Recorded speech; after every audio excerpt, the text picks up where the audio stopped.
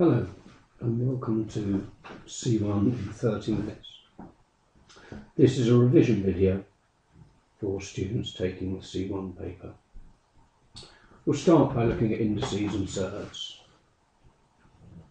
First question, find the value of 16 to the minus a quarter. Whenever you have a problem with numbers and fractional powers, simply turn the numbers into a product of prime factors. So the 16 becomes 2 to the fourth. We're raising that to the power of minus a quarter. We multiply the indices when we raise an index to a power. So the result becomes 2 to the power of 4 times minus a quarter, or 2 to the power of minus 1. The negative powers are reciprocal, so we'd write this as a half. Simplify x times 2 to the x to the minus a quarter, all to the power of 4. It's important here that you don't forget to raise the number 2 to the power of 4 as well as the x. Proceeding as before, we see that that equals x times 2 to the fourth times x to the minus a quarter to the fourth. Multiplying the indices, we see this becomes 16 times x to the minus 1, and x times x to the minus 1 gives us 1, so the final result is 16. A last example showing rationalisation of surds. We have to simplify 5 minus 2 root 3 divided by root 3 minus 1 and give the answer in the form p plus q root 3, where p and q are rational numbers being fractions, an integer divided by an integer. Here we simply multiply top and bottom by the conjugate of the surd of the denominator, and then we use the difference of two squares. So we multiply top and bottom by root 3 plus 1. The denominator is the difference of two squares, so that's 3 minus 1, which equals 2. We can complete expanding the brackets of the numerator as simple algebra, and we get our final solution. Let's move on to quadratics.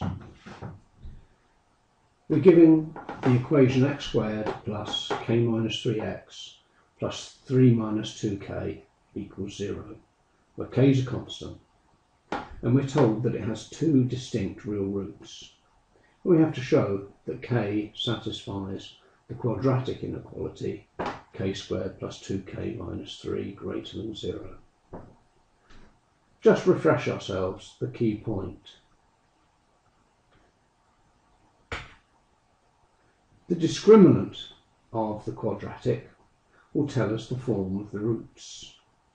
The quadratic y equals a squared plus bx plus c has the discriminant b squared minus 4ac. We can see from the quadratic formula that if b squared minus 4ac is greater than 0, the quadratic will have two real roots. So the parabola will cut the x-axis in two distinct places. When b squared minus 4ac equals 0, we have equal roots. The parabola will then touch the x-axis.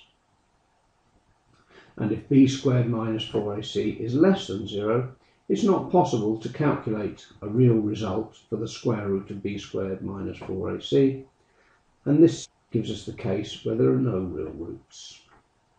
Let's move on to how we solve the question. The quadratic we're given is x squared plus k minus 3x plus 3 minus 2k equals 0. So the coefficient in x squared, a, is 1, the coefficient in x, b, is k minus 3, and the constant term, c, is 3 minus 2k. Let's write an expression for the discriminant, b squared minus 4ac. That will be k minus 3 cubed, minus 4 times a, which is 1, times 3 minus 2k, which is c. And finally, we expand and collect the terms. That's k squared plus 2k minus 3. For two distinct real roots, this discriminant must be strictly greater than 0. And thus we've shown that k satisfies the inequality k squared plus 2k minus 3 greater than 0. Now we have to find the set of possible values of k. Our first step is to factorise the quadratic. In this case, we get k plus 3 times k minus 3. Now we can sketch the parabola. It will cut the x-axis, where x is minus 3 and x is plus 1. Because the coefficient in k squared is positive, the vertex of the parabola points downwards. Now we can see that the values of k, for which k squared plus 2k minus 3 is greater than 0, are the values lower than minus 3 and above 1. If k squared plus 2k minus 3 is greater than 0, then either k is strictly less than minus 3 or k is strictly greater than plus 1. If the question had asked for which values of k are their duplicate roots, then the values k equals minus 3 and k equals 1 will give a quadratic with equal roots. Similarly, if we were asked which values of k would mean that there are no real roots, in this case it would be values of k between minus 3 and plus 1, because here k squared plus 2k minus 3, the discriminant, would always be less than 0 and therefore yielding no real roots. A few reminders of coordinate geometry. If we have 2 points, x0, y0, x1, y1, then we can work out the gradient of the line segment between them using this simple formula. It's the difference in the y values divided by the difference in the x values. Recall the generic form of the straight line y equals mx plus c. M will tell us the gradient of the line, c will tell us the y-intercept. Any distance that we calculate, we use Pythagoras. The gradient of a line at right angles to one of gradient m will be minus 1 over m. We simply flip the fraction to give the reciprocal and we change the sign. And a line through the point x0, y0 with gradient m will have the equation y minus y0 equals m x minus x0. It's clear if we substitute y0 for y, x0 for x, the equation balances. We have 0 equals 0. And if we rearrange this equation, we can see that the coefficient in x, m, will be the gradient. Let's move on. Sketching curves.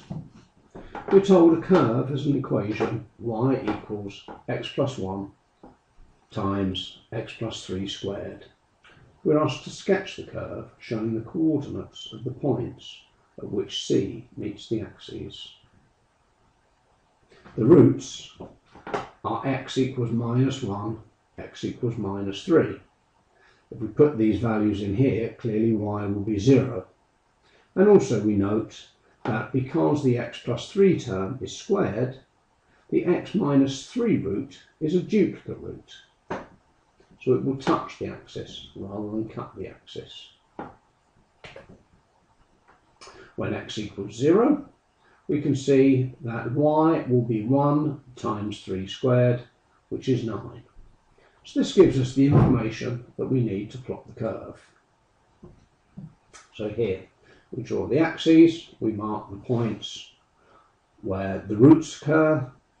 We note that we have a duplicate root at minus 3, we have a single root at minus 1, and as the curve cuts the y-axis at 0, 9, we can see the form of the curve will flow from the top right hand corner down to the bottom left hand corner, touching the x-axis at -3, 0. The curve will always go from top right to bottom left when we have a positive coefficient in x cubed. Let's look at the next part of the question. The question asks to show that dy by dx equals 3x squared plus 14x plus 15. To show this, we need to expand the original form of the equation.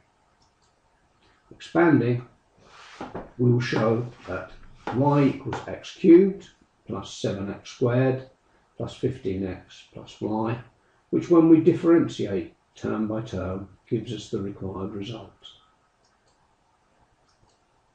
The next part of the question. The point A with coordinate -5 lies on C. Find the equation of the tangent to C at A, giving your answer in the form y equals mx plus c. M and c are constants. So the first step is to calculate the y coordinate of the point A. And to do that, we simply substitute the x coordinate into the original equation. Be careful not to substitute it into the equation for dy by dx by mistake. So when x is -5, y equals -5 plus 1 times -5 plus 3 all squared, which equals -16. So A is the point -5 minus 16. To work out the equation of the tangent, as well as the coordinates of the point, we need to know the gradient of the tangent. And dy by dx is the recipe that tells us the gradient of the curve, and we see that dy by dx equals 20.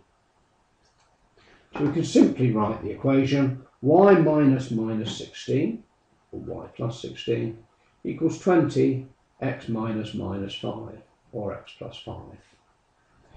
Note we have to rearrange this into the form y equals mx plus c, so that will become y equals 20x. On this side we'll have 5 times 20, 100. We have to subtract the 16 to give us 84, so that will be y equals 20x plus 84. The last part of the question. Another point B also lies on C. The tangents to C at A and B are parallel. This tells us that the tangents have the same gradients. So dy by dx at B must also be 20. So we take dy by dx and we put this equal to 20. This quadratic will have two solutions, the x coordinate of A and the x coordinate of B. Rearranging the quadratic and then factorising, we see we have two solutions, x plus 5 equals 0 or x equals -5, that's the x coordinate of A, and we have 3x minus 1 equals 0. So the x coordinate of B will be x equals 1/3. Let's move on to a problem about transforming curves. The diagram shows a sketch of a curve C with the equation y equals f of x. The curve passes through the origin and through 6, 0. The curve C has a minimum at the point 3, -1. If it passes through the origin, then 0 will equal f of 0. If it passes through the point 6, 0, then 0 will equal f of 6. And if it has a minimum at the point 3, -1, then -1 will equal f of 3. Let's look at the various parts of the question. We are asked on separate diagrams to sketch the curve with the equation y equals f of 2x. Let's draw that on. Well, if y equals f of 2x, what happens is the curve gets squashed about the origin along the x-axis by a factor of 2. We can check that that's right because when x is 3, f of 2x or f of 6 equals 0. And when x is minus, and when x is 1.5, f of 2x equals f of 2 times 1.5 is f of 3, which is minus 1. So it goes through the point 1.5 minus 1. And finally, when x is 0, it goes through the point 2 times 0, so it goes through f of 0, and f of 0 is 0. So we've checked that this is the correct curve. Y equals minus f of x means that this curve simply flips. Y equals minus f of x is the mirror image of y equals f of x in the x-axis. To see this, for any value of x, the value of f of x is simply made negative to find the red curve. So when we have a negative value below the x-axis, it becomes the positive value above the x-axis. We should mark that the curve passes through 0, 0 and through 6, 0, and also that it has a maximum at the point 3, 1, this being the reflection of the minimum of the curve C. And finally, y equals f of x plus p, the curve shifted to the left a distance of p, and as p is between 0 and 3, the minimum will not go past the y-axis. 6, 0 moves to 6 minus p 0, 0, 0 moves to minus p 0, and 3 minus 1 moves to 3 minus p minus 1. These questions simply check you understand the suffix notation and you understand the sigma notation. We're told u1 equals 2 and un plus 1 is 3un plus t. This second recurrence relation defines a whole sequence of equations which we'll now expand. If we put n equal to 1, we get u2 equals 3u1 plus t. We know u1 equals 2, so we can substitute u1 into this expression and show that u2 is 6 plus t. Now let's put n equal to 2 in the recurrence relation. Now we get u3 equals 3u2 plus t. Once again, we know u2 is 6 plus t, so we substitute this value into this equation to see that u3 becomes 3 6 plus t, which equals 18 plus 4t. And again, we keep following this process where we have a new equation for the next u, and we substitute the previous u into the equation to get an expression for each u.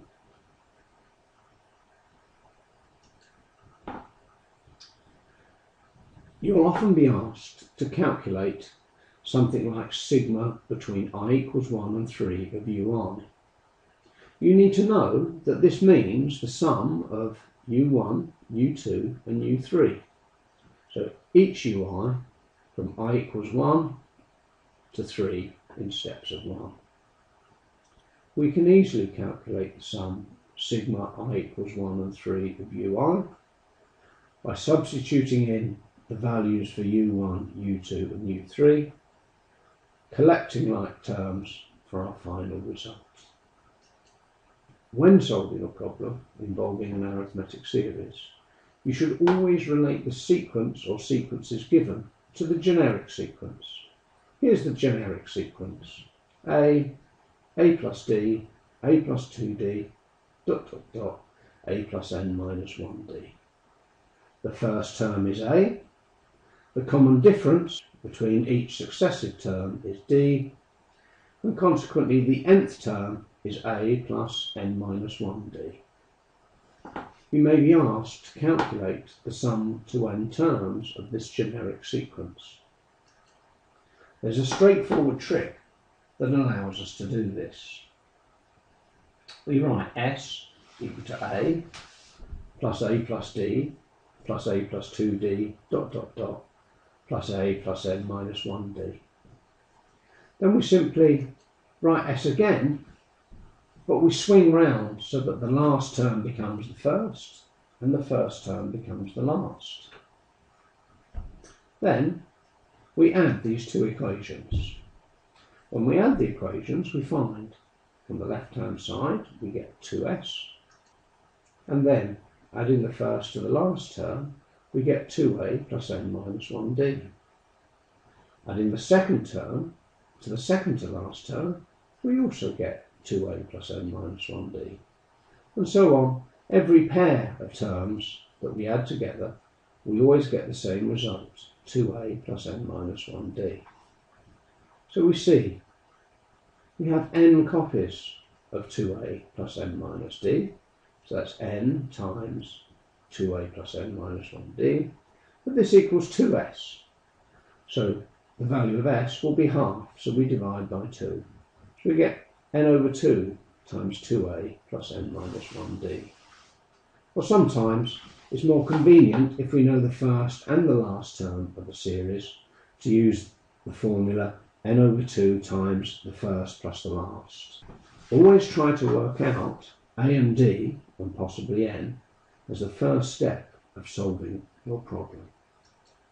Let's look at an example. Calculate the sum of all even numbers from 2 to 100 inclusive. Here we can identify a as being 2. The common difference will also be 2, so d is 2. Here the last term is 100, but take care, there aren't 100 terms. To work out the number of terms, we need to divide the 100 by 2. So here we will have 50 terms in the sequence. And now we simply use the formula for the sum of n terms of an arithmetic progression. Part B.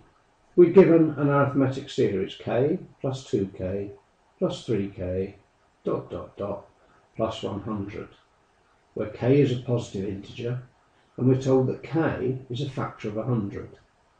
Clearly k needs to be a factor of 100, otherwise 100 would not be in the arithmetic series.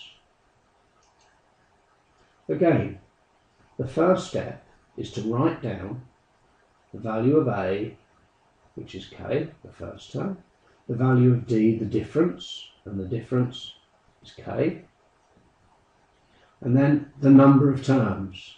Now the number of terms will be 100 divided by k.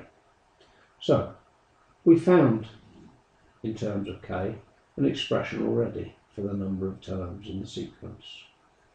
It says show that the sum of the series is 50 plus 5,000 divided by k. To do this, we use the n over 2 times first plus last recipe. That tells us the sum of the series will be a half 100 over k times k plus 100. It's a simple matter to show that this is equivalent to the form requested. Let's move on to the last section of the question. It asks, find in terms of k the 50th term of this arithmetic sequence. Again, we write a, so in this case a is 2k plus 1. We work out the common difference, and the common difference is 2k plus 3. We want the 50th term, so we know that will be a plus 49d. So it will be 2k plus 1 plus 49, 2k plus 3's, which is easy to expand and simplify. Differentiation. The first step of any differentiation problem will be to convert the function into a differentiable form. If we have y equals x to the power of n, we know that dy by dx is n x to the n minus 1. And this is true for negative and fractional n. Make sure you understand the meaning of the alternative notations. Sometimes dy by dx is written as f dash of x. We also have a second derivative where y is differentiated for a second time, but we write d2y by dx squared, or in the dash notation, f double dash of x. To convert an expression to differentiable form, we may need to take a surd and convert it to a fractional power, or if we have a fraction, we may need to separate the individual parts of the fraction, and for each part of the fraction we need to convert it into the differentiable form x to the power of n. Now this expression can be easily differentiated using this recipe. We use differentiation to find the gradient to a curve at the point xy. Let's move on to our final topic, integration. Remind ourselves that integration is the inverse of differentiation.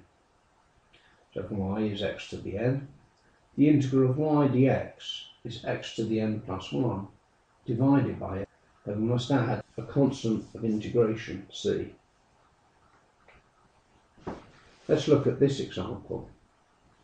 Here we're told that dy by dx equals 6x plus 3x to the 5 over 2 divided by the square root of x.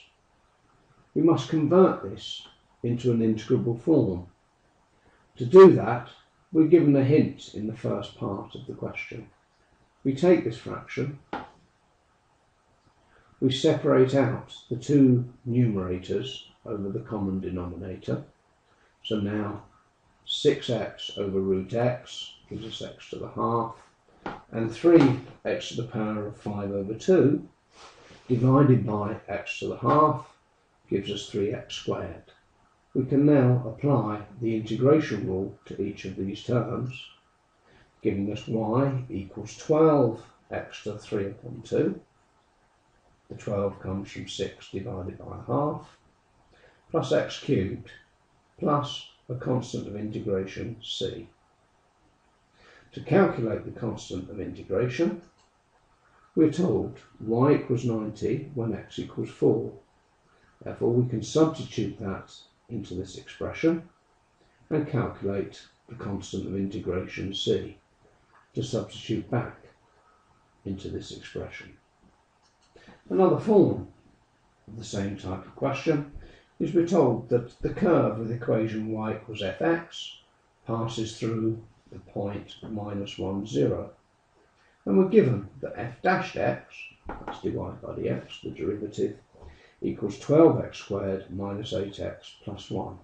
And we're asked to find f of x. Here we simply integrate f dashed of x to find f of x, remembering to add the constant of integration, and then as f of x passes through this particular point, we substitute the coordinates into this expression, and that allows us to calculate the constant of integration to substitute back into this expression for f of x. That concludes my 30-minute revision session for C1. I hope you found it useful. Goodbye.